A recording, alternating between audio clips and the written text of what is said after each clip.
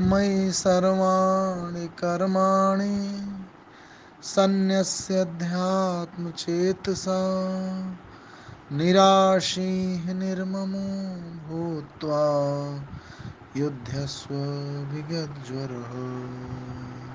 ॐ भूर्भुवः स्वः तत्सवितुर्वरेण्यं भर्गो देवस्य धीमहि धियो यो नः प्रचोदयात्। देवतुल्य आयु माँ शक्ति। आज स्वाध्याय चिंतन का हमारा क्रमांक है 743 और आज हमारे बीच में आदरणीय डॉक्टर एस एस भैया साहब जो कमिश्नर इनकम टैक्स है और आपका जो विषय है वो गीता के सहज भाव भाग 56। आप ज्यादा समझना लेते हो आदरणीय डॉक्टर भैया साहब से निवेदन करते हैं कि आपका उद्बोधन जारी करें।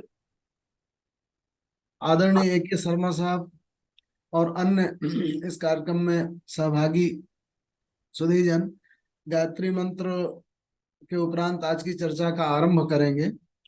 ओम भूर्भुवः स्वः तत्सवितुः वरेण्यं भर्गो देवस्य धीमहि धियो यो नः प्रचोदयात्।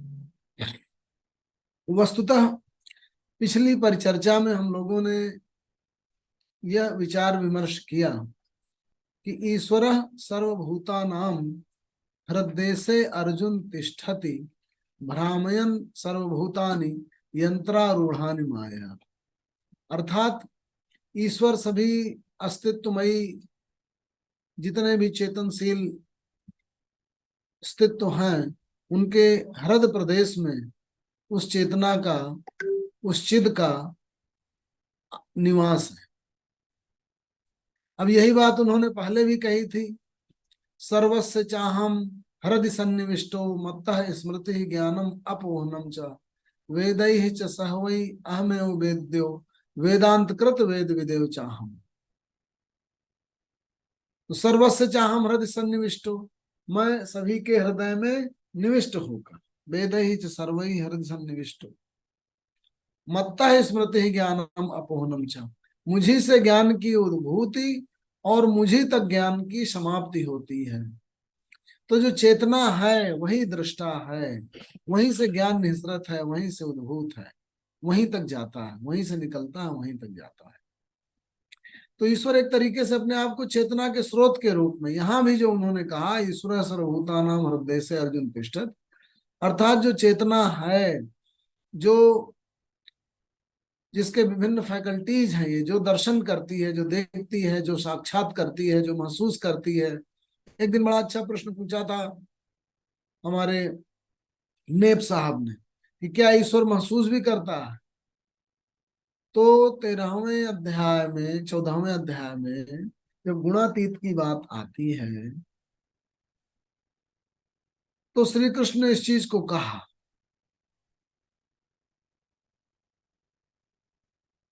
क्या कहा उन्होंने? कहा उपद्रष्टा अनुमंता चा भर्ता भोक्ता महेश्वर परमात्मा एव चापि अन्य देहे यस्मिन् पुरुषः परः। वो उपद्रष्टा है अर्थात वो साक्षी है, अनुमंता है वो अनुमति भी देता है, उपद्रष्टा अनुमंता चा भर्ता भोक्ता, भर्ता भी है अर्थात भोक्ता भी है, चीजों का भोग भी वही करता है और चीजों का भरण पोषण भी वही करता है। अनुमंता उपद्रष्टा च भर्ता भोक्ता महेश्वर परमात्मा एव चापि अन्य देहे अस्मिन् पुरुषः परः। इस देह के अंदर ही वो परम चेतनमयी पुरुष के रूप में रहता है।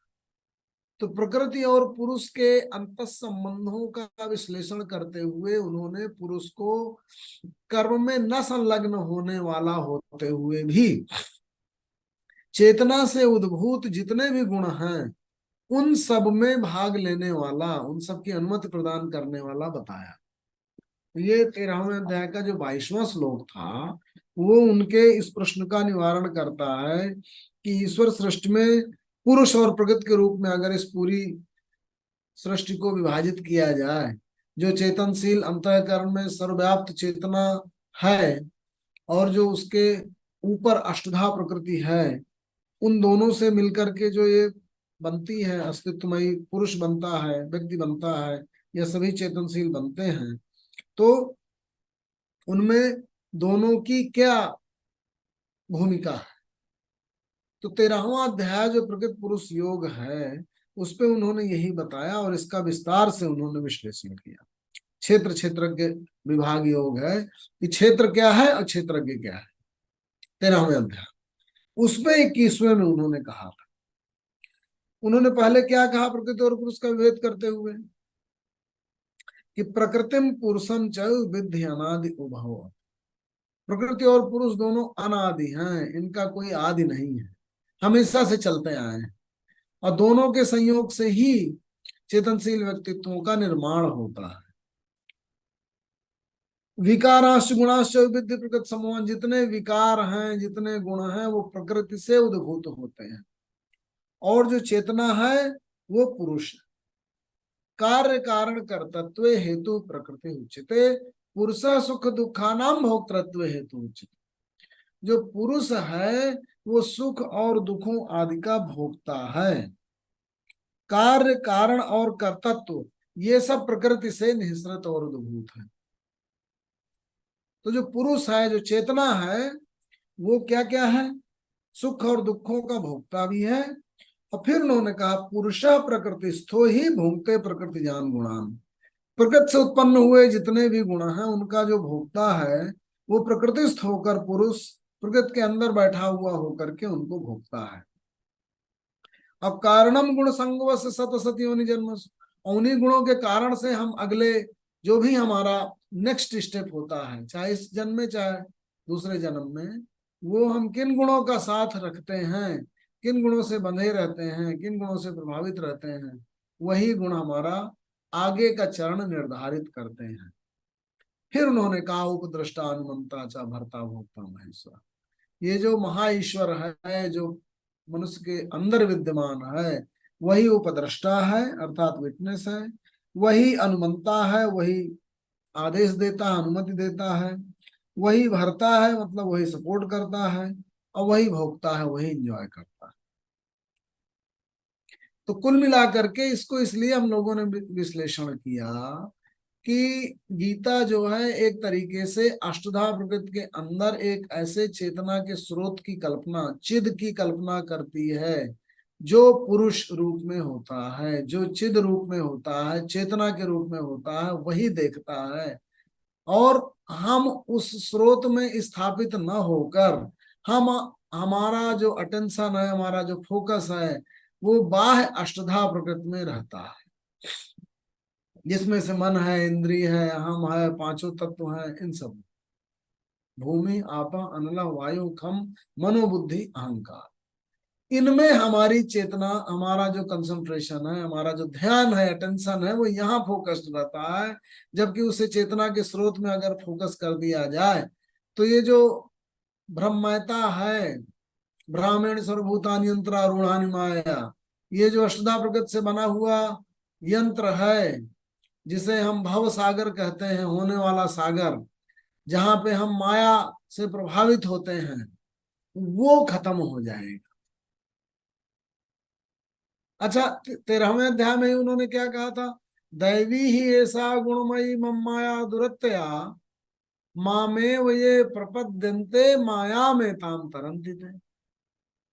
उन्होंने कहा कि ये गुणमयी जो प्रकृति है, दैवी ही ऐसा गुणमयी मम माया दुरत्या, तो जो अष्टधा प्रकृति से उत्पन्न भाव है, जो माया का संसार है, जो स्वप्न सदृश है, जो चारों तरफ हम लोगों को घुमाए रहता है, भ्रमित किए रहता है, वो आसानी से तरा जा सकता है। दैवी ही ऐसा गुणमयी मम माया दुरत्या, मेरी माया जो मुश्किल से समझ में आती है वो गुणों से ही उद्भूत है। अर्थात वो जो 3 गुण है 17 स्तंभ, यही संपूर्ण सृष्टि की माया का सृजन करते हैं और वही घुमाते रहते हैं। दैवी ही ऐसा गुणमयी मम माया दुरत्या मामेव ये प्रपद्यन्ते, लेकिन जो मुझ तक पहुंच जाते हैं, मायाम एताम तरन्ति ते, वो इस माया से तर जाते हैं। तो वही बात तो यहाँ कह रहे हैं कि सभी भूतों के अंदर धुरी में चेतना बैठी हुई है। जो चेतना तक पहुंच गया वो इस जो यंत्र है जिसमें आरूढ़ होकर के भ्रमित होता रहता है व्यक्ति, उससे परे जाकर के ध्रुव में स्थापित हो जाता है और उसका जो घूमना है वो बंद हो जाता है। तो वो धुरी क्या है? वही चेतना है, वही पुरुष है। वही 13वें अध्याय में उन्होंने कहा था मामेव ये प्रपद्यन्ते, मुझ तक जो पहुंच जाते हैं माया में तान तरन्ते, वो इस माया से तर जाते हैं। तो माया जो है, जो भव सागर है, जो संसार है, जो यंत्र है, जो घुमाता रहता है, वो उन तीनों गुणों से निर्मित है। और उन गुणों से मुक्त होकर, और वो गुण कहाँ है? उन अष्टधा प्रकृति में है वो सारे गुण। भूमि आपः नल वायु खम मन बुद्धि अहम, यहीं पे वहीं पे रजोगुण है। उसी को क्या कहा था उन्होंने? कामेश क्रोधेश रजोगुण समुद्भव महासनो महापापमा विद्येन में बैरणम। तो ये जो महापापी है, जो समस्त समस्याओं की जड़ है, वो वहां पर है, उस अष्टधा प्रकृति में है, बाह्य आवरण क्रिएट करता है और ये रजोगुण से उत्पन्न है। उसी को यहाँ तीनों गुणों से उत्पन्न कहा। और इसी को 14वें अध्याय में कहा था उन्होंने, गुणान एतान अतीत त्रीन देही देह समुद्भवान जन्म मृत्यु जरा दुखै विमुक्तो अमृतम अस्ति। गुणान एतान अतीत्य, इन्हीं गुणों से अतीत होकर, परे होकर, गुणान एतान अतीत त्रीन देही देह समुद्भवान, देह से जो समुद्भूत होते हैं, निकलते हैं, और वहां से जाकर देही में बैठ जाता है। देही मतलब इस देह के अंदर, अष्टधा प्रकृति के अंदर जो देही बैठी हुई, आत्मा बैठी हुई। गुणान एतान अतीत त्रीन देही देह समुद्भवान जन्म मृत्यु जरा दुखई है विमुक्तो अमृतम अश्नुते। जन्म मृत्यु जरा बुढ़ापा, इन सब से उत्पन्न होने वाला जो दुख है, जन्म मृत्यु जरा दुखई विमुक्तो, इससे मुक्त होकर अमृतम अश्नुते, अमृतमय स्थिति में पहुंच जाता है। तो वही बातें चारों तरफ दिखने लगी। चाहे आप 18वें अध्याय के 61वें श्लोक से आरंभ करें और ये जाने कि ईश्वर सर्वभूतानां हृद देशे अर्जुन तिष्ठति भ्रामयन सर्वभूतानि यंत्रारूढ़ानि मायया। माया से भ्रमित होने वाला, यंत्र में आरूढ़ हुआ सा जो व्यक्ति है, वो अगर हृदय देश में पहुंच जाता है, धुरी तक पहुंच जाता है, चेतना में स्थापित हो जाता है, तो उससे मुक्त हो जाता है। इस रूप में चाहे इसको समझें, चाहे इस रूप में समझें, सर्वस्य चाहम हृदय सन्निविष्टो मत्तः स्मृति ज्ञानम अपोहनम च वेदैहि च सर्वैः अहमेव वेद्यो वेदांत कृत वेद विदेव चाहम। जिसे उन्होंने कहा कि मैं सभी भूतों के हृदय में बैठा हुआ हूं और मैं ही ज्ञान को, अज्ञान की समाप्ति को सुनिश्चित करने वाला हूं। वेदैहि च सर्वैः अहमेव वेद्यो, समस्त ज्ञान का मैं ही धारक हूं और जानने वाला हूं। वेदैहि च सर्वैः अहमेव वेद्यो, और वेदांत कृत, मैं ही वेदों की अंतिम स्थिति तक पहुंचने वाला हूं। वेद विदेव चाहम, और मैं वेद के द्वारा ही जाना जाता हूं। तो ज्ञान की जो सीमा है वही चेतना है, वहीं से दृष्टि उद्भूत होती है, वही पुरुष है। उसी को उन्होंने कहा था 14वें श्लोक में, 14वें अध्याय में 20वें श्लोक में, गुणान एतान अतीत्य त्रीन देही देह समुद्भव जन्म मृत्यु जरा दुखई विमुक्तो अमृतम अश्नुते। अमृत की स्थिति पहुंच जाता है। तो जो परिवर्तन है वो जन्म मृत्यु जरा से उत्पन्न होने वाला दुख है, वहीं से उत्पन्न होने वाला परिवर्तन है। उससे परे चला गया, चेतना की स्थिति में चला गया, तो अमृतों की स्थिति में पहुंच गया। उसी को उन्होंने कहा था पुरुष प्रकृतिस्थो ही भुंगते प्रकृति जान गुणान कारणम गुण संगवश सत सती होने जन्म। 13वें अध्याय में 21वें 22वें 23 आदि में चलिए। पुरुष प्रकृतिस्थो ही, वो जो पुरुष है, पुरुष अर्थात चेतना, और प्रकृति अर्थात अष्टधा प्रकृति जो बाह्य में निर्मित करती। तो पुरुष कहाँ बैठा? प्रकृति में बैठा, प्रकृति के अंदर बैठा है। प्रकृति देही बन गया है। देही मतलब देह के अंदर, देह में निवास करने वाला, वो देही है, आत्मा। चाहे उसे दूसरे अध्याय की आत्मा कहिए, चाहे उसे बाकी के अध्यायों का पुरुष कहिए, पुरुष और प्रकृति में, चाहे उसे अमृत कहिए, चाहे हृदय देश में बैठा हुआ ईश्वर कहिए, चाहे उपद्रष्टा अनुमंता, चाहे भर्ता भोक्ता महेश्वर महा ईश्वर कहिए, किसी भी रूप में जानिए, वही चीज है, वही चेतना का स्रोत है। उसी को किसी ने कॉन्शसनेस कहा, किसी ने कृष्णा कॉन्शसनेस कहा, किसी ने पुरुष कहा, किसी ने ईश्वर कहा, किसी ने महेश्वर कहा, किसी ने परमात्मा कहा। पुरुषा प्रकृतिस्थो ही भुंगते प्रकृति जान गुणान।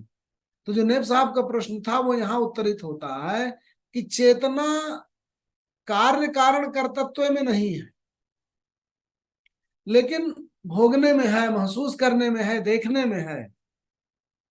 पुरुषः प्रकृतिस्थो ही भुंगते प्रकृति जान गुणान। प्रकृति से उत्पन्न होने वाले गुणों का भोग करती है आत्मा, चेतना का स्रोत। पुरुषः प्रकृतिस्थो ही भुंगते प्रकृति जान गुणान कारणम गुण संगवश सत सत योनि जन्म।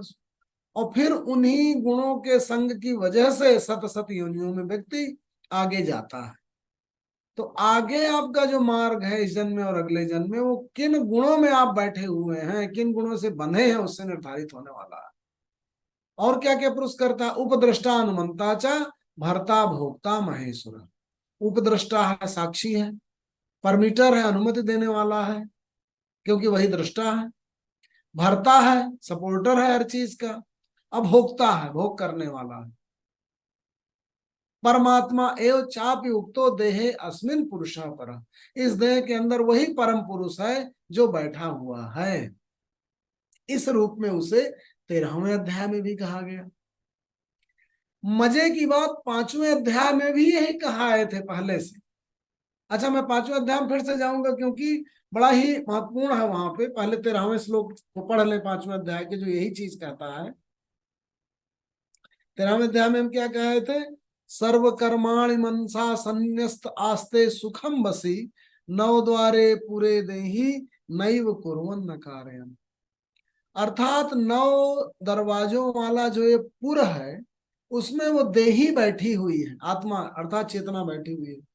सर्व कर्माणि मनसा संन्यस्त आस्ते सुखम बसी। सभी कर्मों को बाहर की ओर छोड़कर, अर्थात कर्म में प्रकृति संलग्न होती है, पुरुष कर्म में संलग्न नहीं होता। इसीलिए उसे कहा गया कार्य कारण कर्तृत्व हेतु प्रकृति उच्यते। कार्य कारण और कर्तृत्व का हेतु प्रकृति है। पुरुष सुख दुखा नाम भोक्तृत्व हेतु। पुरुष सुख दुख का भोक्ता है। तो इसी को कहा थे सर्वकर्माणि मनसा संन्यस्त आस्ते सुखम बसी नौ द्वारे पूरे देही। 9 द्वारों वाले पुर में जो देही है, आत्मा है, नैव कुर्वन् न कारयन्, न करती है और न कार्यों का माध्यम बनती है। और मैं क्या करता हूं? न कर्तत्वम न कर्माणि लोकस्य सृजति प्रभु। मैं कर्म में भाग नहीं लेता हूं, न कर्तत्वम न कर्माणि, मैं उसमें प्रवृत्त नहीं होता हूं। लोकस्य सृजति प्रभु। फिर भी प्रकृति को इस तरह से कार्य कारण की श्रृंखला बनाई गई है कि हर एक कार्य का परिणाम निकलता आता है और एक कंसिक्वेंस, काज और इफेक्ट का, कार्य और कारण का जो एक कंसिक्वेंशियल इफेक्ट है वो परिणाम सृजित करता चलता है। और गुण जो है पूरी सृष्टि को बनाए हुए हैं, वही माया के रूप में है, वही सृष्टि का लोक का निर्माण करते हैं। उसे ही 13वें अध्याय में उन्होंने कहा था दैवी ही ऐसा गुणमयी मम माया दुरत्या। वो जानने में नहीं आते क्योंकि गुण से ढके हुए हैं। मामेव ये प्रपद्यन्ते माया में ताम तरन्ति। लेकिन मुझ तक अर्थात चेतना तक जो पहुंच जाते हैं वो उस माया से तर जाते हैं। यही तो कहा था। और उसे ही उन्होंने इसमें कहा न कर्तत्वम न कर्माणि लोकस्य सृजति प्रभु। कर्म में बिना भाग लिए हुए भी इस सृष्टि को प्रभु बना देता है, सृजित कर देता है। न कर्म फल संयोगम स्वभाव तो प्रवर्तते। इसीलिए मैं कर्मफल में मेरा संयोग नहीं है, मेरी सहभागिता कर्मफल में नहीं है, वो कार्यों के परिणाम स्वरूप ही आती है। और न आदत्ते कस्यचित पापम न च एव सुकृतम विभु अज्ञानेन आवृतम ज्ञानम तेन मुह्यन्ति जन्तवः। लोग अज्ञान से आवृत हैं इसीलिए मोह में पड़ते हैं। अज्ञान से छूट के जब प्योर ज्ञान में आ जाते हैं, चेतना के स्रोत में आ जाते हैं, तो इससे मुक्त हो जाते हैं। तो इसी को दूसरे अध्याय में 51वें 52वें श्लोक में भी कुछ दूसरी तरीके से कहा है थे। क्या कहा था उन्होंने 51वें और 52वें में? यदा ते मोह कलिलम बुद्धि व्यतितरिष्यति तदा गंतासि निर्वेदम श्रोतव्यस्य श्रुतस्य च। जब तुम्हारी बुद्धि इस मोह कलिल से पार होकर तर जाएगी, यदा ते मोह कलिलम बुद्धि व्यतितरिष्यति तदा गंतासि निर्वेदम, तो उस निर्वेद अवस्था को पहुंच जाएगी। श्रोतव्यस्य श्रुतस्य च, सबसे मुक्त होकर, जो भी सुना गया है या सुना जाता उन सबसे मुक्त होकर। तो ये जो अवस्था है गुणातीत की, निर्वेद की, अमृत की, और जिसको कहा गया ब्रह्मणो शाश्वत अवस्था, ब्रह्मणो ही प्रतिष्ठा हम अमृत से अव्यश्य शाश्वत धर्म से सुख से कांतिक 14वें अध्याय में यही कहा था उन्होंने। ब्रह्मणो ही प्रतिष्ठा हम, मैं उस ब्रह्म की प्रतिष्ठा हूं। ब्रह्मणो ही प्रतिष्ठा हम अमृत से अव्यश्य, वो जो कभी मरती नहीं, समाप्त नहीं होती, शाश्वत अवस्था है, कभी खर्चती नहीं।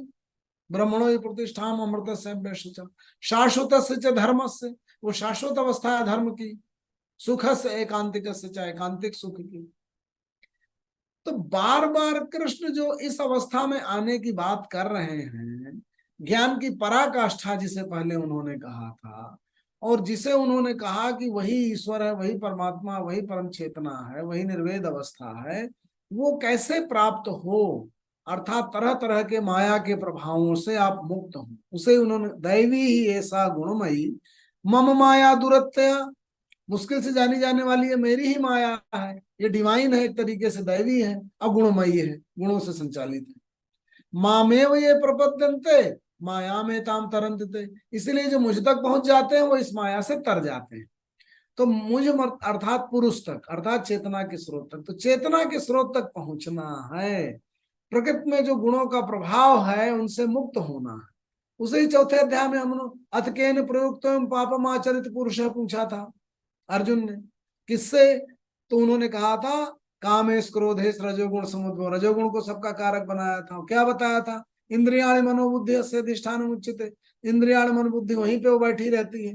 तो ये जो इंद्रिय मन और बुद्धि आदि पे जो गुणों का प्रभाव पड़ता है, उसी को कहा आवृतम ज्ञान में तेन ज्ञान नित्य वैरिणा, उसी से ज्ञान ढका हुआ है। जैसे शीशा दर्पण जो है मिट्टी से ढका होता है, जिस तरह से गर्भ जेर से ढका होता है, उसी तरह से ज्ञान जो है इन सबसे आवृत है।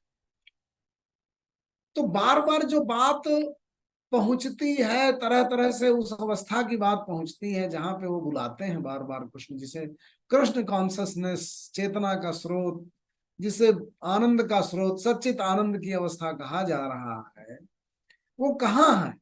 वो ईश्वर सर्वभूतानाम हृदय देशे अर्जुन तिष्ठति, अर्थात वो चेतना का स्रोत, वो ज्ञान का स्रोत, वो निर्वेद अवस्था तुम्हारे ही अंदर है। तुम उससे मार्गदर्शन, वहां तक पहुंचो, उसमें स्थापित रहो, ज्ञान से मुक्त हो जाओ। नहीं ज्ञान सदृशम पवित्र में विद्यते, ज्ञान के समान पवित्र करने वाला, झाड़ू पोछा लगाने वाला, साफ सुथरा करने वाला कुछ नहीं है। नहीं ज्ञान है न सदृशम पवित्र में विद्यते, और तत्स्वयं योग संसिद्ध है काले नात्मनिबिंदत, जो योग संसिद्ध है, योग में अच्छी तरह से स्थापित है, वो कुछ समय के उपरांत उस ज्ञान की अवस्था में पहुंच जाता है। तो उस मुक्त अवस्था में पहुंचने की बात जो की गई, वो कैसे जाई जाए, यही बार बार जो है कहा गया। अब प्रश्न उठता है एक बड़ा महत्वपूर्ण है, जिसको बार बार नेब साहब उठाते हैं। कल फिर से वो उठा रहे थे, वो ये कह रहे थे कि साहब ये बड़ी मुश्किल अवस्था है, ऐसी अवस्था में अगर हम पहुंचेंगे तो फिर जीवन से एकदम विराग हो जाएगा, फिर ज्ञान, फिर जीवन का आनंद नहीं ले पाएंगे और मुश्किल है। तो इसमें भ्रमित होने की आवश्यकता नहीं है, कृष्ण बार बार इस चीज को बताते हैं। अच्छा, मजे की बात यह है कि जिन लोगों ने ज्ञान मार्गी ढंग से उसकी व्याख्या बताई, सन्यास की बात की, सबको छोड़ देने की बात की, और गृहस्थ त्याग करके ऐसे पहुंच जाने की बात की जहां इन सब माया का, संसार का, इस सब का प्रभाव ही न हो, ऐसी कल्पना की और सन्यास में चले गए, ऐसा कहा। बीच में जो गलत व्याख्याएं हुई। तो हमारे जो शंकराचार्य हैं, जो खुद ही ज्ञान मार्ग के सबसे बड़े प्रणेता कहे जाते हैं, वो खुद ही पूरे 32 साल के अल्प जीवन काल में पूरे भारत देश में उन्होंने चारों धाम, 52 शक्तिपीठ, 12 ज्योतिर्लिंग सबकी स्थापना किया, सारी गीता अन्य ग्रंथों की टीके टिप्पणियां लिखी और मुंडन मिश्र से बहस किया, सभी रजवाड़ों में जा करके और धर्म की स्थापना की। और जो धर्म सब जगह से लुप्त हो रहा था, कहते हैं बौद्धों ने पूरे भारत देश से लुप्त कर दिया था, देश की शिखा को फिर से स्थापित किया, फिर से हिंदुइज्म स्थापित हो गई पूरे विश्व में। एक और जो 11 उपनिषद है उनकी टीकाएं, ब्रह्मसूत्र की टीकाएं, गीता की प्रस्थानत्रयी की टीकाएं की, और फिर जो है वो सब तक पहुंचे और कर्म में लगे रहे। तो ये जो बड़ी विचित्र बात लगती है कि जो ज्ञान मार्ग की अगर स्थापना उन्होंने की, तो फिर उस कर्म का आनंद कैसे लेते रहे। उन्होंने खुद सन्यास इस तरह का नहीं लिया कि कर्म क्षेत्र को ही छोड़ दिया हो, ऐसा कैसे संभव हुआ। तो यहाँ पे हमें एक कंसेप्ट है गीता में जिसे ध्यान रखने की जरूरत है। वो कंसेप्ट है, देखिए 4 चीजें हैं: spiritual I, individual body, social we और नेचुरल प्लैनेट अर्थ। 4 इंडिविजुअल, आप जो स्पिरिचुअल आई है, आपके अंदर जो स्पिरिचुअल एस्पेक्ट है आपके अस्तित्व का, आंतरिक एस्पेक्ट, जो अंतःकरण की चेतना है, जो अपने आप में ब्रह्मांड है। हर एक व्यक्ति के अंदर जो चेतना का एक ब्रह्मांड है, पूरा एक क्रिएशन है, भाव जगत जिसे कह सकते हैं, वो विद्यमान है, उसे हमें नहीं भूलना है। क्योंकि वहां पे ही सारी ऊर्जा, सारी चेतना का स्रोत, सारा विचार शक्ति और वही ईश्वर की उपस्थिति है। फिर आपकी जो बॉडी है, जो काया है, जहां पे जिसको कह सकते हैं उस चेतना का जो आवरण है, अष्टधा प्रकृति है, वहीं पे उसकी स्थिति है। उस घड़े की फूटते ही वो चेतना मिल जाती है पूर्ण के साथ। तो उस घड़े का, माने अष्टधा प्रकृति का, उसके बाह्य आवरण में जो भी भूमि, आप, अनल, वायु, खम, मन, बुद्धि, आम है, उसका भी ध्यान रखना है। उसे कैसे बैलेंस रखना है, उससे कैसे अप्रभावित बने रखना है, उसकी सिद्धि, उसके अस्तित्व की सिद्धि कैसे सुनिश्चित करनी है, उसे भी आप नहीं छोड़ सकते। उसे ही ध्यान में रखने से आप कर्मलीन होते हैं। फिर सोशल वी है, अर्थात आपका जो अस्तित्व है वो किसी सराउंडिंग में है। आपको जब दूसरे प्लेनेट में अब दूसरे समाज में छोड़ दिया जाए, जंगली समाज में छोड़ दिया जाए, जहां पे कोई संस्कृति नहीं है, कोई कल्चर नहीं है, कोई नियम नहीं है, तो आपका जीवन मुश्किल में पड़ जाएगा, आपका अस्तित्व खतरे में पड़ जाएगा। तो एक समाज में रहते हैं, वो सोशियो इकोनॉमिक इफेक्ट आपको इन्फ्लुएंस करते हैं। कैसे मूल्य है उस समाज के, कैसे आपकी अपब्रिंगिंग हुई है, आपका अतीत कैसा रहा है, किस तरह के लोगों से संस्कार हुआ है, किस तरह की भाषा, किस तरह के विचार जगत आदि में आपने गोते लगाए हैं, आपका सत्संग हुआ है कि नहीं हुआ, वो आपके संपूर्ण अस्तित्व को प्रभावित करता है।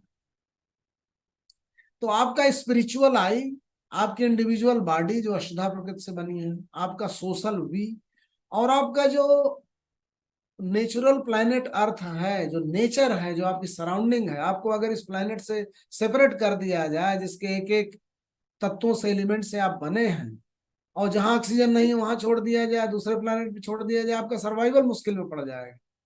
तो जो समस्त इकोसिस्टम है, जहां पे आपका फिजिकल एग्जिस्टेंस है, वो उसे भी बचाना, बनाना और उसके साथ रिदमिक होना। तो ये 4 एस्पेक्ट हैं आपके अस्तित्व के, जिनमें आपका फोकस अगर डिसबैलेंस हुआ, कहीं ज्यादा हुआ और कहीं कम हुआ, तो आप में विकृति आई। जो लोग बहुत इंडिविजुअलिस्टिक हो जाते हैं, केवल बॉडी में फोकस्ड रहते हैं, उनका स्पिरिचुअल एस्पेक्ट इग्नोर होता है। जो बहुत स्पिरिचुअली फोकस हो जाते हैं, अपने आप में रहते हैं, एकांगी हो जाते हैं, वो शरीर धर्म को छोड़ देते हैं, उनका अस्तित्व खतरे में पड़ता है, स्वास्थ्य बिगड़ता है। जो सोशल वी को इग्नोर करते हैं, वो ऐसे खल समाज के पार्ट बन जाते हैं जहां पे राक्षस बहुत बढ़ गए हैं, और उन लोक संग्रह आप फिर नहीं कर पाएंगे। उस समाज में आप जी नहीं पाएंगे और आपका समाज विकृत हो जाएगा और आप प्रभावित होंगे। और अगर आप ऐसे प्लेनेट में चले जाएं और अपने प्लेनेट का इकोसिस्टम का ध्यान न रखें जो आपके अस्तित्व के लिए बैलेंस सुनिश्चित करता है, तो आपका जीवन और आपका समग्र अस्तित्व खतरे में पड़ जाएगा। तो कृष्ण ने इन्हीं चार पे ध्यान देते हुए बार बार लोक संग्रह की बात की। कर्म का सिद्धांत ही इसीलिए आया कि आपका स्पिरिचुअल आई के बियॉन्ड आपका इंडिविजुअल बॉडी फिजिकल एग्जिस्टेंस है, सोशल एग्जिस्टेंस है, आप एक नेचुरल इकोसिस्टम में रहते हैं। उन तीन एस्पेक्ट पे आप जरा ध्यान दीजिए, तीसरे अध्याय पे ध्यान दीजिए, तो आप समझ जाएंगे कि कर्म क्यों आवश्यक हैं। इसीलिए उन्होंने कहा सक्ताः कर्मणि अविद्वांसो यथा कुर्वन्ति भारत कुर्यात विद्वान तथा असक्त चिकीर्षु लोक संग्रहम। देखिए पहले तीसरे अध्याय में आइए। कृष्ण से प्रश्न अर्जुन ने यही कहा कि हे कृष्ण, आप तो ये बोल रहे हैं कि अगर सुख दुख की सम्मय अवस्था, हार जीत की सम्मय अवस्था है ना, सुख दुखे समय कृत्वा लाभा लाभ हो जाए, जो जय पराजय लाभ हानि सुख दुख की सम्मय अवस्था में मन को स्थिर करके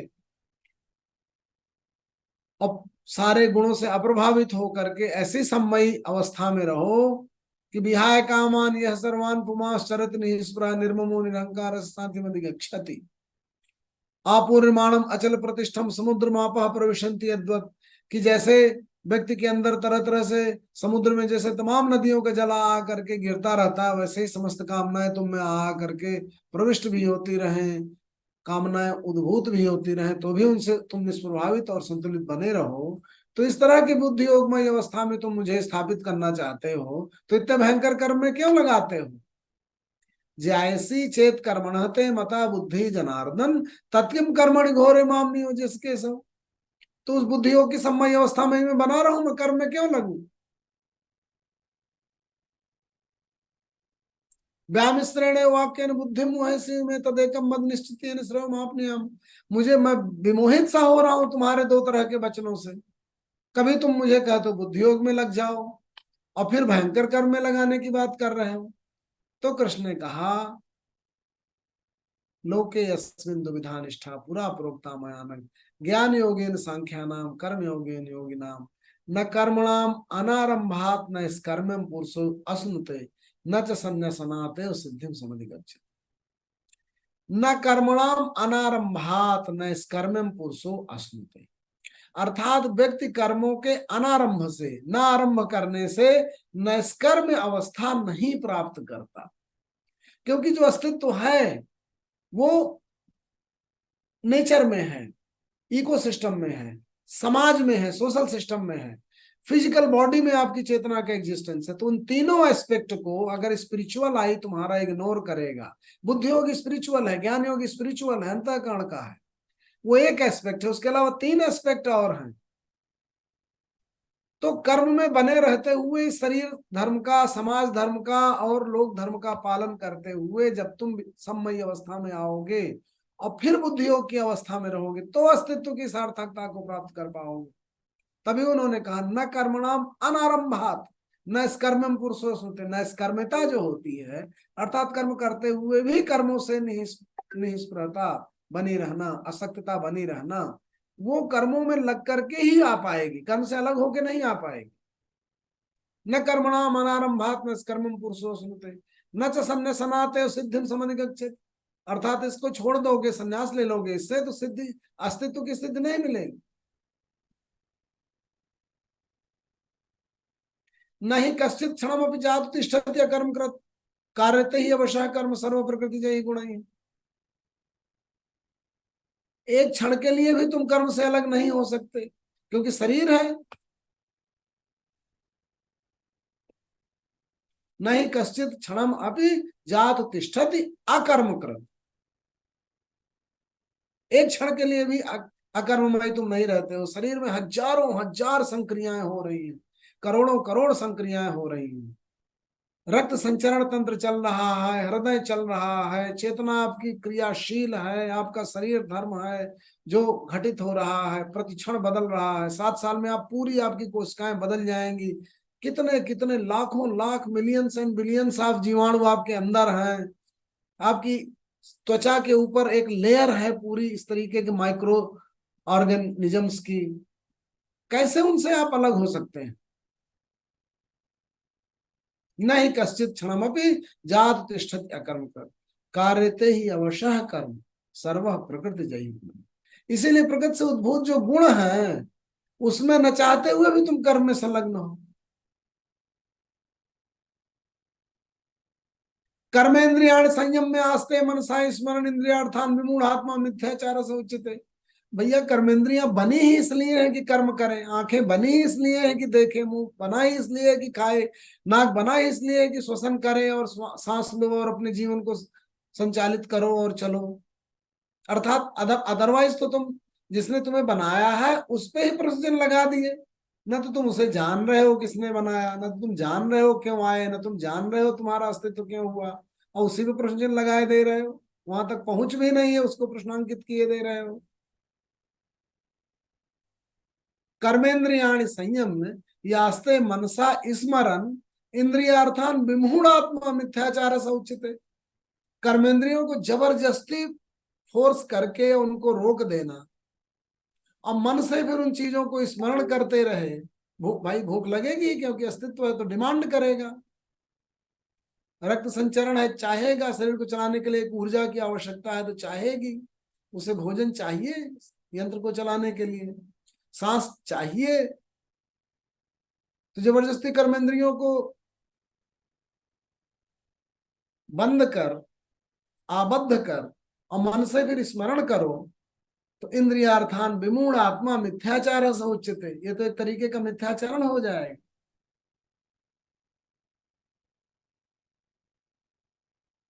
कर्मेंद्रियाण संयम में आस्ते मनसा स्मरण इंद्रियार्थान विमूढ़ आत्मा मिथ्याचार से उच्यते।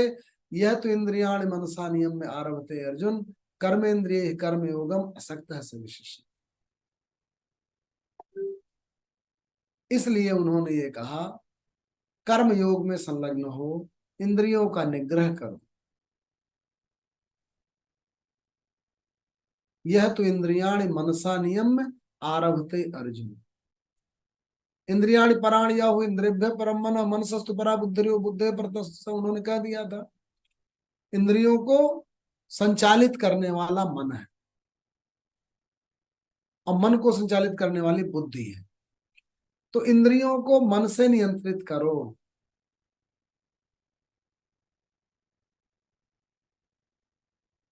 यह तो इंद्रियाणि मनसा नियम में आरभते अर्जुन कर्मेंद्रिय कर्मयोगम असक्त है सविशेष। कर्मयोग में स्थापित होकर के कर्म इंद्रियों का संचालन करो। नियतम कुरु कर्म त्वम कर्म ज्यायो ही अकर्मण। अकर्मी से, निकम्मे से कर्म करने वाला व्यक्ति बेहतर है। नियतम कुरु कर्म त्वम, नियत किए हुए कर्म। अब वो नियत क्या है?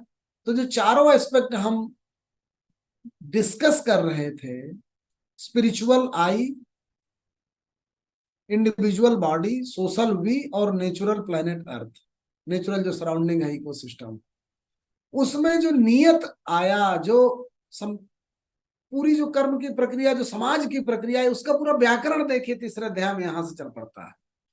हम तीसरे अध्याय पे घूम के यहां क्यों आए हैं? 18वें अध्याय में चिंतन करते वक्त हमने तीनों एस्पेक्ट देख लिए थे, कर्म से सिद्धि, ज्ञान से मुक्ति और इंडिविजुअल का परम के साथ अलाइनमेंट अर्थात भक्ति करने के उपरांत हम कर्म की बात में क्यों आ रहे हैं। पहले हमने शंकराचार्य का विचार विमर्श किया कि बुद्धि योग की बात क्यों आई थी। बुद्धि योग केवल स्पिरिचुअल सेल्फ का ध्यान रखता है। तो तीनों एस्पेक्ट, जो आपका इंडिविजुअल सेल्फ है, जो बॉडी है, जो अष्टधा प्रकृति है जिसके सेल्फ में आप रहते हैं, जो सोशल वी है, आपका जो इकोसिस्टम सराउंडिंग है, जिनके अंदर ही आपका अस्तित्व है, उन तीनों एस्पेक्ट को ध्यान में रखना, वही कर्म आ रहा। तो नियतम कुरु कर्म तुम कर्म ज्यायो ही अकर्मण। अकर्मई होके रह नहीं सकते, इसलिए नियत कर्म करो। अब नियत बात कहां से आएगी? नियत आपकी बुद्धि निर्धारित करेगी कि आपके हित के लिए, अस्तित्व के हित के लिए, समाज के हित के लिए वही लोक संग्रह का कंसेप्ट लेके आते हैं और आपके इकोसिस्टम के लिए जरूरी है नियत कर्म। नियतम कुरु कर्म तुम कर्म ज्यायो ही कर्मण शरीर यात्रा पिछते न प्रसिद्धेत कर्मण। अकर्मा निकम्मा अकर्मण व्यक्ति, निकम्मा व्यक्ति शरीर यात्रा को सिद्ध नहीं कर सकता। अब वो शरीर यात्रा की और इंडिविजुअल यात्रा नहीं है, वो समाज के अंदर होती है, वो प्रकृति में होती है, इसलिए वो तीनों एस्पेक्ट आते जा रहे हैं। नियतम कुरु कर्म तुम कर्म ज्यायो ही कर्मण शरीर यात्रा पिछते न प्रसिद्धेत कर्मण।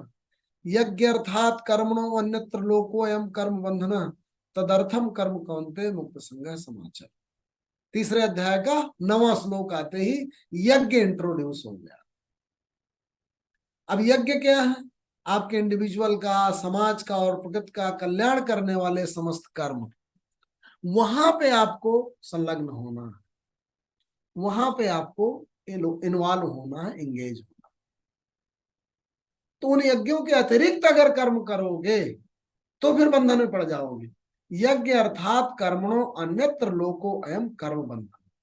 कर्म बंधन, कर्म बंधन उत्पन्न करने वाले, कर्मानुबंध उत्पन्न करने वाले, कर्मों का कंसिक्वेंस, परिणाम उत्पन्न करने वाले जो कर्म हैं वो यज्ञों के अलावा बाकी की चीजें हैं। यज्ञ अर्थात कर्मणो अन्यत्र लोको अयम कर्म बंधन। इस लोक में कर्म बंधन कारक चीजें वही हैं जो यज्ञों के अलावा होती है। तदर्थम कर्म कौन्ते मुक्त संगह समाचार। इसलिए यज्ञों के अर्थ के लिए कर्म करो, यज्ञमय कर्मों में संलग्न हो। मुक्त संगह समाचार, तो तुम मुक्त होकर के समाचरण करोगे, मुक्त होकर विचरो। फिर पूरा शास्त्र उन्होंने बताया। सहयज्ञा प्रजा सृष्टवा पुरोवाच प्रजापति अनेन प्रसविसिद्धम एस वो अस्तुष्ट काम।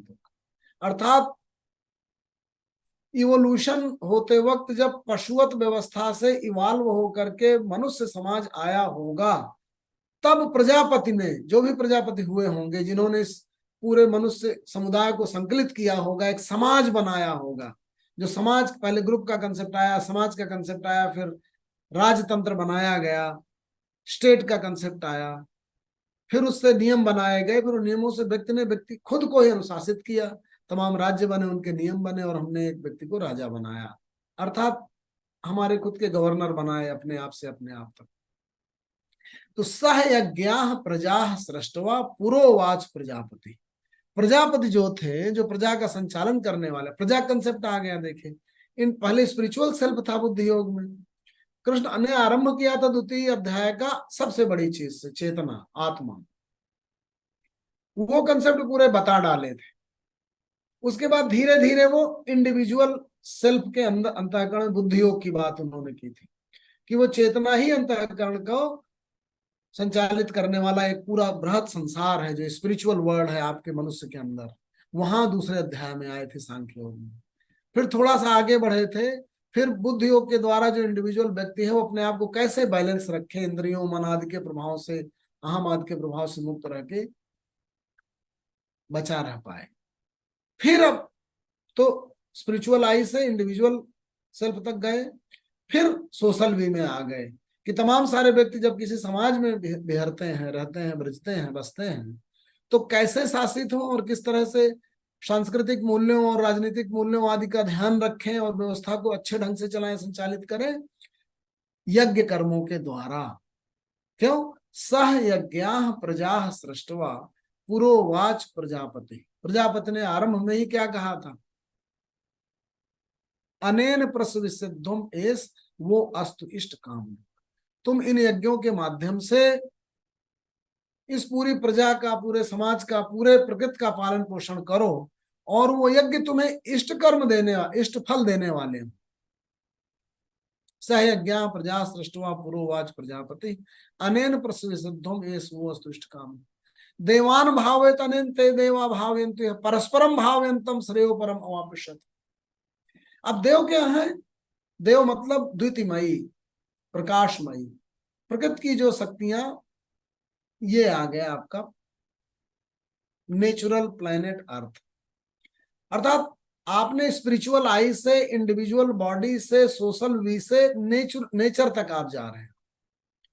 अर्थात प्रकृति का अन्य एलिमेंटों के साथ, व्यक्ति का अन्य एलिमेंटों के साथ अब इंटरेक्शन हो रहा। देवान भावेत अनेन, द्वितीयमय शक्तियां प्रकृति की जो तुम्हें प्रदान करती हैं, फल प्रदान करती हैं। तो वेदों में भी जो द्वितीयों का, देवों का कंसेप्ट आया है, वो पृथ्वी, पूषा, प्रकृति, भगवान, सविता, गायत्री, ये सारी प्राकृतिक शक्तियां हैं जो फल प्रदान करती हैं। अश्विनी कुमार, तरह तरह की प्राकृतिक शक्तियों की पूजा की गई, क्योंकि आपके द्वारा जो कर्म होते हैं, संपादित होते हैं, उनकी प्रतिक्रिया परिणाम के रूप में आती है। उन प्रतिक्रियाओं पे आप तो अपनी तरफ से आगे बढ़ते हैं। प्रकृति में जो आप बोलते हैं उसकी इको आती है, आप तक सुनाई देती है। वो इको ही कर्म फल है। उस इको में आपका अधिकार नहीं है। आपसे निःसृत होने वाले शब्दों में, आपसे निकलने वाले कर्मों में, आप जो करते हैं वहां पे आपका अधिकार है। यही बात बार बार कहा था उन्होंने। कृष्ण बार बार स्वधर्म, स्वभाव, स्वकर्म, स्व में लाते हैं, क्योंकि वहीं तक आपका कंट्रोल है, स्थिति है। आपसे जो निःसृत होकर बाहर की ओर जा रहा है, लेकिन जो बाहर जाने के उपरांत वो प्रकृति प्रतिक्रिया करती है, रिफ्लेक्ट करती है आपके ही कर्मों को, वो कर्म फल, वो वहां से निःसृत होके आते हैं प्राकृतिक शक्तियों के द्वारा। तो उनमें और कुछ चीज मिश्रित हो जाता है। आपके द्वारा तो गया था, आपने जो कर्म किया था, लेकिन जो आया उधर से लौट करके, वो मोटा मोटा तो ऐसा उसी के अनुरूप ही होगा जैसा आपने किया था, लेकिन उसमें बहुत और चीजें घुल मिल जाती हैं। इसीलिए कृष्ण कहते वहां तुम्हारा अधिकार नहीं। तुमसे निःसृत तक तुम्हारा अधिकार है, उधर से लौट के आने वाले में अधिकार नहीं। तो प्रयास करते रहो, देखते रहो, विज्ञान के द्वारा, समझ के द्वारा प्रकृति को समझते रहो। मोटा मोटा तो ये होगा कि आएगा, लेकिन उसमें कई फैक्टर हैं। उन्हें ही चारों कारणों को, अधिष्ठानम तथा कर्ता करणम च पृथक विदम विविधाश्च पृथक चेष्टा दैवम चैवात पंच पंचैतानि महाबाहो कारणानि निबोध में सांख्य कृतांते प्रोक्तानि सिद्धे सर्वकर्म। सभी कर्मों को सिद्ध करने के लिए 5 कारक तत्व। तो उसमें अधिष्ठान भी है, कहाँ वो कर्म किया जा रहा है, कर्ता कौन है, कारण क्या है, टूल्स क्या है, विविधाश्च पृथक चेष्टाएं क्या है, और संयोग। तो यहां पे जो है चौथे एस्पेक्ट पे कृष्ण आते हैं कि देवान भावेत अनेन ते देवा भावयन्तु यह परस्परम भावयन्तम श्रेयो परम अवाप्स्यते। तुम प्राकृतिक सिद्धियों को जगाओ, प्रकृति को जगाओ, प्रकृति में कर्म संपादित करो, और फिर वो प्रकृति अर्थात देने वाली शक्तियां तुम्हें उसके फल प्रदान करेंगी। इस तरह से तुम्हारे कर्म, उनका फल, दोनों लोग मिल मिला करके आगे बढ़ो। तो प्रकृति को हम लोगों के सम्मुख उद्घाटित करने वाले कृष्ण, हमारा ध्यान उधर दिखाने वाले, पूरे तत्वों की ओर जा रहे हैं। वो देवता भी हैं उसमें, जब परस्पर हम लोग मिलते हैं, और हम भी हैं। देवान भावेत अनेन ते देवा भावयन्ति परस्परम भावयन्तम श्रेयो परम अवाप्स्यते। इष्टान भोगान वो देवा दास्यन्ते यज्ञ भाविता तैः दत्तान अप्रदायेभ्यो भुंक्ते स्तेन एव। बड़ी बात कह दी उन्होंने। इष्टान भोगान वो देवा दास्यन्ते यज्ञ भाविता, उस यज्ञ से भावित होकर, खुश होकर तुम्हें इष्ट फल प्रदान करेंगे, मिलेगा। जो इष्ट रखोगे, मन में भाव रखोगे, उसके अनुरूप कर्म में संलग्न होगे, तो प्राकृतिक शक्तियां उसके अनुरूप तुम्हें देंगी। वो जो जैसा कर्म करेगा उसका वैसा फल आएगा, मोटा मोटा ये ध्यान रखो। कार्यकाल श्रृंखला के द्वारा ही संसार संचालित है। जो जैसा कर्म करेगा वैसा ही फल मिलेगा, इस पर विश्वास रखो। यही जो है सबसे बड़ा संचालक भाव है प्रकृति। इष्टान भोगान वो देवा दास्यन्ते यज्ञ भाविता तैः दत्तान अप्रदायेभ्यो भुंक्ते स्तेन एव स। चोर को भी परिभाषित कर दिया कि बिना कर्म किए जो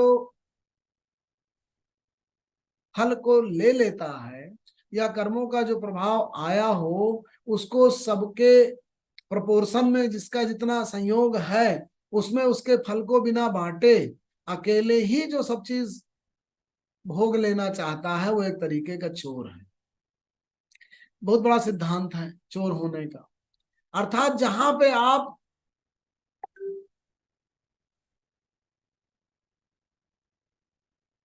किसी भी उपयुक्त फल के लिए सार्थक नहीं है। जो कर्म आपने नहीं किया और उसका परिणाम अचानक आपको मिला जा रहा है, फल मिला जा रहा है, उसको भोगने के पहले आप कई दफा देखिए कि आपके कर्मों की उत्पत्ति आई है या कहीं से चुरा कर ले रहे हैं, क्योंकि वो अस्थायी होगा।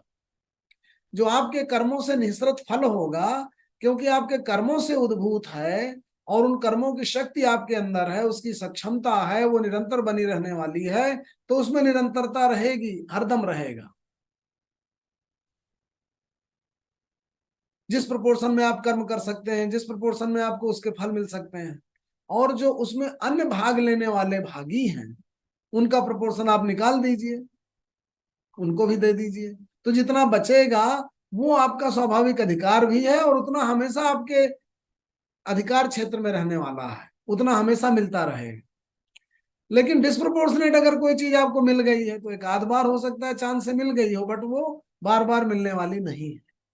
तो अगर आप अनाधिकार चेष्टा करेंगे, जो तमाम और कंस्टिट्यूएंट्स हैं आपके उस कारक, आपके उस कर्म में सहभागी रहे हैं, उनका अगर आपने प्रोपोर्शनेट नहीं दिया, खुद ही सब कुछ गॉबल अप करने के चक्कर में पड़ गए, तो ये जान लीजिए कि आपको फिर आप चोर हैं।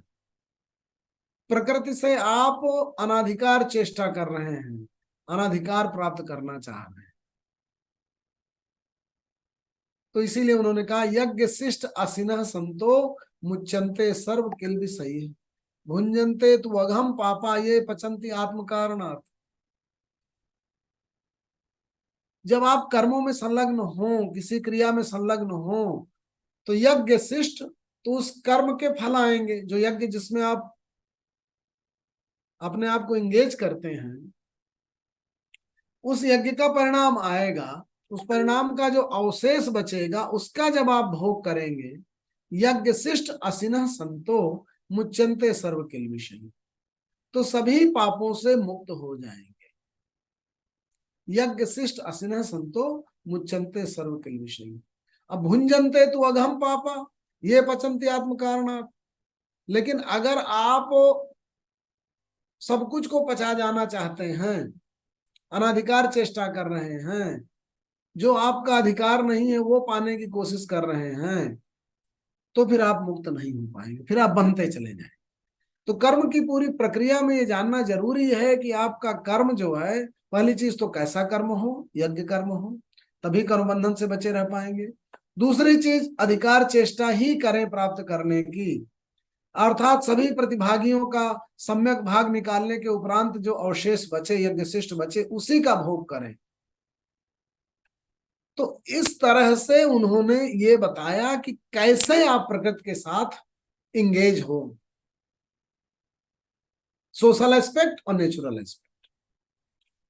अब उन्होंने कहा कर्मणैव संसिद्धिम आस्थिता जनकादय लोक संग्रहम एवापि संवत्सन कर्तुम अर्हसि। जनक आदि जो राजे महाराजे हुए, उन्होंने लोक संग्रह को देखते हुए, इसी प्रजा को देखते हुए, समाज को देखते हुए इस कर्मों में प्रवृत्त हुए थे। लोक संग्रहम एवापि संवत्सन कर्तुम अर्हसि, अर्थात लोक संग्रह को देखते हुए, समाज को देखते हुए तुम्हें कर्म में संलग्न होने की जरूरत है। तो इंडिविजुअल पॉइंट ऑफ व्यू से देखेंगे, आपके खुद के एग्जिस्टेंस के लिए, तो भी समाज के एग्जिस्टेंस के लिए। तभी उन्होंने कहा यद यदाचरत श्रेष्ठ तत्तत्तेवितरो जनः स प्रमाणम कुरुते लोकः तदनुवर्तते। जैसा श्रेष्ठ व्यक्ति आचरण करते हैं, लोग उसी का अनुसरण करता है। तो एक बहुत बड़ा दोष लग जाएगा अगर आप समाज में सम्मानित और बढ़े चढ़े हैं, श्रेष्ठ हैं, और उसके अनुरूप आपने कर्मों में पार्टिसिपेट नहीं किया और बाकी लोकजन आपका अनुसरण करने लगे, क्योंकि करते हैं यदि यदाचरत श्रेष्ठ तत्तत्तेवितरो जनः। भगवान ने तो यहां तक कहा कि मुझे तो कर्म करने कोई जरूरत नहीं, लेकिन मैं तरह तरह से अस्तित्वमयी होकर के कर्मों में संलग्न होता हूं इस प्रकृति में। यद यदाचरत श्रेष्ठ तत्तत् एवितरो जनः स प्रमाणम कुरुते लोकः तदनुवर्तते न मे पार्थास्ति कर्तव्यम त्रिषु लोकेषु कश्चिन् नानाप्तव्यम अवाप्तव्यम वर्तेयो च कर्मणि यदि हम न वर्तेयम जातु कर्मणि यतन्द्रितः मम वर्तम अनुवर्तन्ते मनुष्या पार्थ सर्वस उत्सी देवी में लोकानुकुर्याम कर्म चेदहम्। अगर मैं कर्म मन ना करूं तो पूरा लोक ही उत्सीदित हो जाए, समाप्त हो जाए। ईश्वर ने अपने उदाहरण के द्वारा ये बताने की कोशिश की कि जो अष्टधा प्रकृति है वो भी ईश्वर का ही अंग है और वो कर्ममयी होती है। स्वयं परम शक्तियां भी कर्तव्यमयी होती हैं, कर्म में संलग्न होती हैं, तभी ये ईश्वर की लीला है, ये सृष्टि चल रही है। इसीलिए उन्होंने माया को दूसरे की नहीं कहा, मम माया दुरत्या, दैवी ही ऐसा गुणमयी मम माया दुरत्या, अर्थात प्रकृति को तिरस्कार के भाव में नहीं देखा। ये तो मध्यकाल में जो संत जन याद आ गए, उन्होंने माया महा ठगी नियम जानी, स्त्री को प्रकृति स्वरूपा बता के नरक का द्वार बता दिया, सब चीज बता दिया। लेकिन कृष्ण और गीता ने प्रकृति को छोड़ने की बात कभी नहीं की।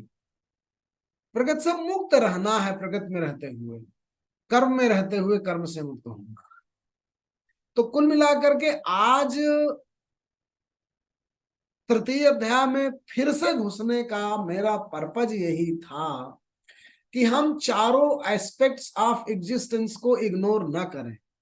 स्पिरिचुअल सेल्फ आपको बुद्धि योग और ज्ञान योग और अध्यात्म योग में रखता है, लेकिन आपका इंडिविजुअल फिजिकल एग्जिस्टेंस जो अष्टधा प्रकृति है, इंडिविजुअल बॉडी है, उसे कर्म की आवश्यकता है। आपके सोशल वी को कर्म की आवश्यकता है। इस नेचुरल प्लेनेट को, जिसके इकोसिस्टम को, जहां पे आप अस्तित्वमयी हैं, वहां कर्म की आवश्यकता है।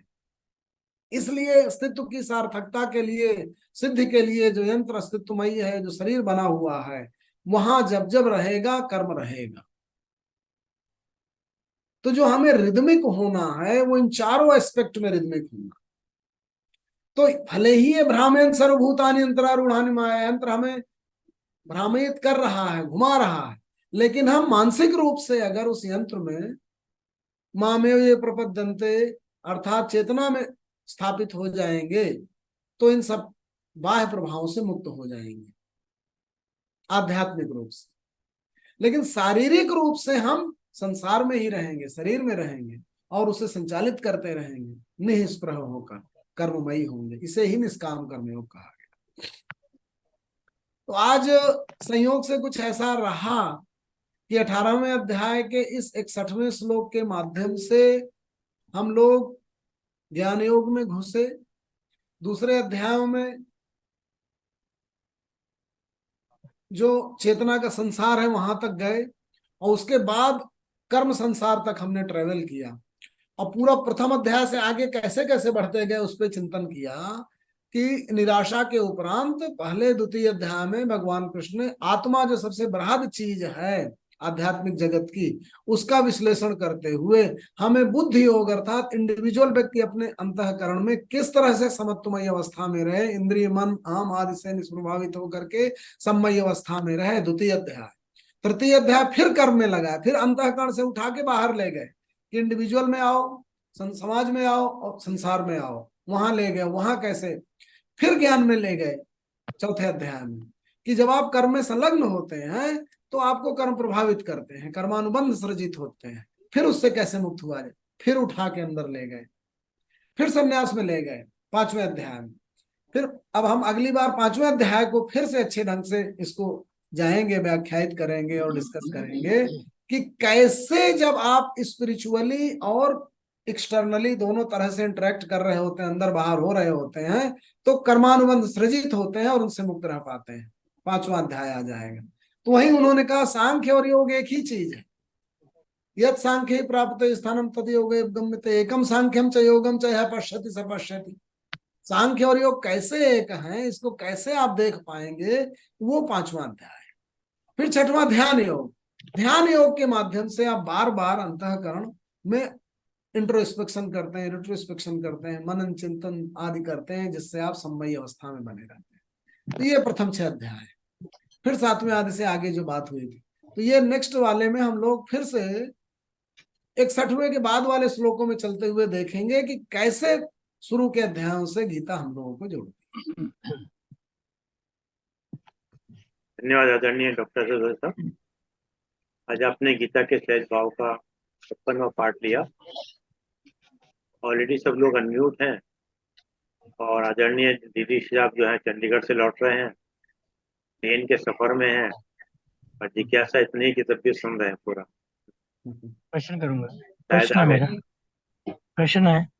जी फिर बाद में 2 शब्द वहां से आदरणीय बागी शर्मा जी बोलेंगे। हाँ, आज तो शर्मा साहब भी, बागी शर्मा जी हाँ साहब जी हाँ जी हाँ जी हाँ। नहीं, लेकिन प्रश्न है मेरा। जी डॉक्टर साहब, दो प्रश्न है मेरे मन में आए। जी एक तो आपने कहा अगर अपने स्वभाव से कर्म करो और अपने कर्मों को ब्रह्म के सु- अर्पण कर दो, संपूर्ण समर्पण कर दो, तो उसका तो उस कर्म फल से मुक्त हो जाते हो। ये विरोधाभास नहीं है कि क्योंकि कर्म फल तो मिलेगा, लेकिन ये दो दो चीजों से, अपने स्वभाव से और संपूर्ण समर्पण करके अगर जो कर्म करो, बुरे कर्म भी करो, तब भी आप कर्म फल से मुक्त हो जाओगे। तो ये विरोधाभास हो गया, क्योंकि आप जो कर्म करोगे उसका फल तो आपको भुगतना ही पड़ेगा। एक तो ये प्रश्न है। दूसरा प्रश्न है कि हम जो आपने जो बातें कही है, जो गीता की सब बातें, फर्ज के मैं अपना उदाहरण देता हूँ, सब समझ पड़ गई है। लेकिन एक साधारण मनुष्य देखिए, जो एक सब्जी बेचता है, जो दिन भर जो एक रिक्शा चलाता है, उस वो कोई कर्म कर रहा है, वो कहाँ जाएगा? वो उसकी कर्म की स्थिति क्या है? उसकी कर्म फल की स्थिति क्या है? उसके उद्धार की स्थिति क्या है? ये दो प्रश्न अब इसका समझने की कृपा करना प्लीज। देखिए 18वें अध्याय के 17वें श्लोक में जाइए। यस्य नाहं क्रतो भावो बुद्धि यस्य न लिप्यते हत्वापि सैमान लोकान हंति न निबध्यते। अर्थात जिसमें अहम नहीं है और जिसकी बुद्धि निर्लिप्त है, वो कर्म करते हुए भी उस कर्म के बंधन में नहीं पड़ता। या दूसरे अध्याय में 38वें में जाइए। सुख दुखे समय कृत्वा लाभालाभ हो जया जय ततो युद्धाय जो नैवं पापम अवापश्यसि। तो ऐसी सम्मयी अवस्था में वो क्यों लाना चाहते हैं? क्योंकि जब एक बार ऐसी आप सम्मयी अवस्था में मानसिक रूप से आ जाते हैं, तो आप, यही तो हम लोग लगातार डिस्कस करते आए हैं, जब आप उस गुणातीत अवस्था में स्थापित हो जाते हैं, परम के साथ आपकी मानसिक स्थिति एक में एक हो जाती है, तो आपके जो भी कर्म होते हैं वो परम के कर्म जैसे हो जाते हैं। आपके जो जो रास्ता बनता है, आपका जो भी आपसे कर्म निःसृत होते हैं, आप जो भी कहते हैं, वो परम होते हैं। ऐसी स्थिति में आप जो भी कर्म करते हैं उनका प्रभाव आप पर नहीं पड़ता, क्योंकि जब आपने ब्रह्मण याधा कर्माणि संगम त्यक्त्वा करोति है, आपने ब्रह्म को अपने कर्मों को अर्पित कर दिया, तो उनका जो प्रभाव है, उनका जो इंप्रेशन है, वो आप पे पड़ने वाला नहीं। देखिए, कार्य कारण की जो श्रृंखला है वो कर्म के जो भी आप करेंगे उसका फल सृजित करेगी। जैसे कर्म होंगे वैसा फल निकल के आएगा, लेकिन उनका प्रभाव आप पर क्या पड़ेगा, इसकी बात हो रही है। जो इंप्रेशन आपके माइंड में पड़ना चाहिए, जो अनुबंध क्रिएट होना चाहिए, वो नहीं पड़ेगा, ये कहने का मतलब। अदरवाइज फल मिलेगा लेकिन प्रभाव नहीं मिले। जैसे भाई छाता आपने ले लिया, बारिश हो रही है, आप भीगोगे नहीं। हाँ, बस। तो इसीलिए जो मन के अंदर समस्याएं आ रही हैं, जो बंधन क्रिएट हो रहे हैं, आप बंधन में आ जाते हैं, मुक्ति आपकी बाधित हो जाती है, मुक्त नहीं रह जाते। तो कर्मों से जो सिद्धि है, जो सृष्टि है, जो प्रकृति का जगत है, उस पर जो भी कार्यकारण श्रृंखला है, उसके प्रभाव है, उसका विज्ञान है, वो वैसे ही निकल के आएगा। लेकिन मानसिक रूप से उससे मुक्त कैसे रह सके, ये बात। तो मुक्ति सुनिश्चित हो जाती है जब अपने कर्मों को आप परम को अर्पित कर देते हैं। और साधारण मनुष्य के बारे में जो मैंने अब प्रश्न किया उसका उत्तर नहीं मिला। हाँ, जो सामान्य व्यक्ति है वो देखिए कर्मों में बंधता रहता है, उससे सुख दुखी होता रहता है। अच्छे कर्म आएंगे तो बहुत, मतलब अच्छे फल आएंगे तो बहुत खुशी हो जाएगा कि देखिए मैंने ये क्रिया की थी। फिर वो दुखी उसकी तरफ होगा, निराश विवेक होगा, भी नहीं है परेशान जाके। होगा। हम सब तो तो ये अर्जुन, देखिए अर्जुन एक सामान्य मनुष्य था, तो सामान्य मनुष्य नहीं, नहीं, अर्जुन प्रथम सामान्य अध्याय मनुष्य में नहीं है। जैसे एक चाइल्ड है, तो प्रथम अध्याय में जो बैठा हुआ व्यक्ति है, जिसमें निराशा हो रही है, व्यथा हो रही है, कुंठा हो रही है, दुख हो रहा है, अनुबंध क्रिएट हो रहे हैं, वो सब वैसे ही होता रहेगा। लेकिन जब आप इन सारे अध्यायों का अनुशीलन करके और 18वें अध्याय में पहुंच जाएंगे, तो जैसे इससे मुक्त हो जाएंगे। आप इस प्रक्रिया को समझ लेंगे तो इससे मुक्त हो जाएंगे। जहां आपने किसी चीज को जान लिया तो उसके प्रभाव से मुक्त हो गए। तो अर्जुन ने यही पढ़ा कि उसके निर्णय सब सही हो गए और उनके प्रभाव से मुक्त हो गया। तो सही निर्णय लेने लगता है, आदमी में दृष्टि आ जाती है। नहीं, दृष्टि आ जाना ही। हम तो जान लेंगे जी जी। डॉक्टर साहब, हम तो जान लेंगे। मैं मैं बताया, सब्जी बेचता है, जो रिक्शा चलाता है, जो दिल्ली मजदूरी करता है, वो कहाँ जाए के वो तो जीवन में कुछ जैसे है ही, वो ये यहाँ जैसे नहीं कर्म है, है, ये उनका ठीक जो भी नहीं है, प्रभाव ये पड़ेगा, उनका सबसे जो कुछ भी। कंसिक्वेंस आएगा, उनका जो रिजल्ट आएगा, उससे वो प्रभावित होता रहेगा। जैसे एक पानी की धारा के साथ बहने वाला कोई लकड़ी का तिनका है, जिधर बहाव आएगा उधर चला जाएगा, फिर इधर धक्का खाएगा, फिर उधर धक्का खाएगा। वैसे ही ज्यादातर सामान्य व्यक्तियों के जीवन वैसा ही तो होता है। इधर धक्का खाता है, उधर धक्का खाता है, दुखी होता है, व्यथित होता है, निराश, परेशान, हताश, फिर उसी भवसागर के तमाम दुखों में परेशान होता रहता है, फिर उन गुणों से बंधा रहता है, फिर उनके प्रभाव में पड़ता है, फिर उसका आगे का जीवन वैसा ही रहता है, फिर दूसरे जीवन भी वैसे ही रहते हैं। वही होता रहता है।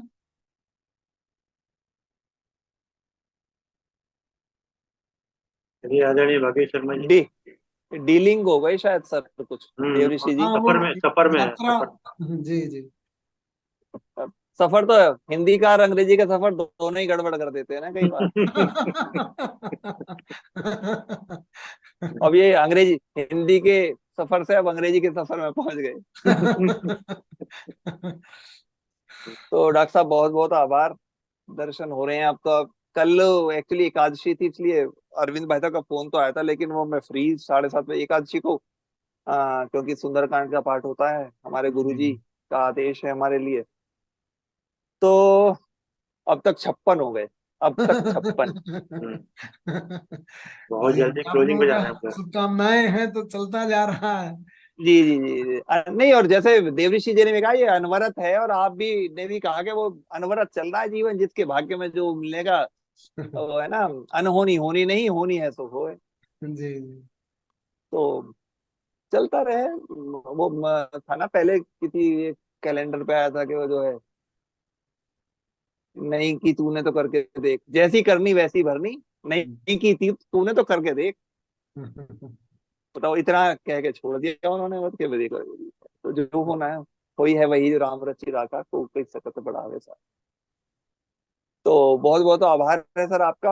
और अब तो आप भी अब रिफाइन हो गए, आपको भी पता चल गया कि ये इस ग्रुप में किसको मतलब कैसे ही आराम से समझ जाएंगे। शुरू शुरू में तो आप बड़ी क्लिष्ट उसमें भी चलते, आपने कही ये तो मूड हो गए, इन्हें तो आराम से समझाएगा हिंदी में तो ही समझ में आएगा, नहीं तो है ओवर हेड ट्रांसमिशन चलता रहेगा। नहीं नहीं, बिल्कुल बहुत सुग्राह्य है ना सर। देखिए हर जगह पांडित्य का प्रदर्शन भी नहीं करना चाहिए, और हर जगह मूर्खता का भी नहीं करना चाहिए। ये आप बखूबी जानते हैं, और ये चलता रही, क्योंकि बुद्धिजीवियों का ही ये वर्ग है। और इसमें आपका ये जो उद्बोधन चल रहा है, आपका उद्बोधन लगातार चलता रहे, और बस जब समापन होगा तो उस दिन के इंतजार में है, बाकी तो उद्बोधन सुनने वाले तो बहुत सारे नहीं, हैं। निमंत्रण निमंत्रण पहले से ही हमने दे दिया है। अब हम्म, मोटा मोटा 4 रह गए हैं, उसके बाद हम लोग, मतलब सब लोग हमारे यहाँ सादर आमंत्रित हैं, फिर बैठा जाएगा और बस बस बस बस, ये आनंद बस होगा। ये जो रिंग मास्टर है हमारे, ये बताएंगे ना सर। रिंग मास्टर है हम तो सर, हम तो सब कठपुतली आए, रिंग तो सब इन्हीं के हाथ में है ना सब। बहुत बहुत आभार सर, बहुत बहुत आभार भदौरिया साहब। धन्यवाद आदरणीय भागेश शर्मा जी, धन्यवाद आदरणीय देवेश साहब, और धन्यवाद आदरणीय डॉक्टर एस एस गोयल साहब, आपने समय निकाल के समय दिया। और मैं समझता हूँ 4 पार्ट हमारे और रह गए हैं, और जैसा भी आप हमें आदेश करेंगे उसके हिसाब से ले लेंगे। तो कल आप लेना चाहेंगे सर? नहीं, कल का कल थोड़ा, हाँ, मंगल। मुश्किल है। अच्छा, कोई दिक्कत नहीं। हाँ हाँ, पर कल बुधवार डिस्कस को। कर लेंगे, कल हाँ, सुबह हम लोग डिस्कस कर लेंगे।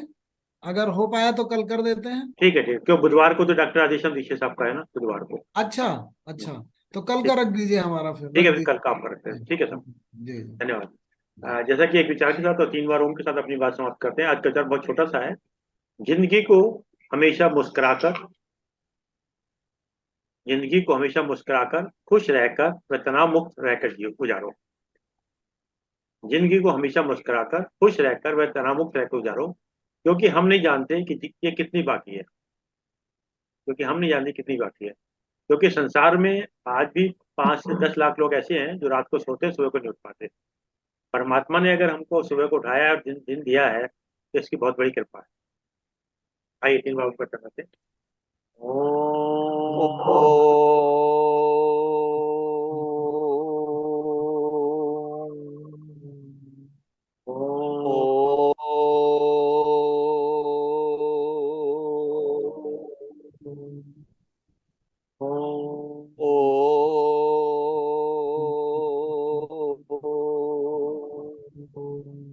शांति शांति शांति शांति शांति। सभी प्रणाम, सभी प्रणाम प्रणाम।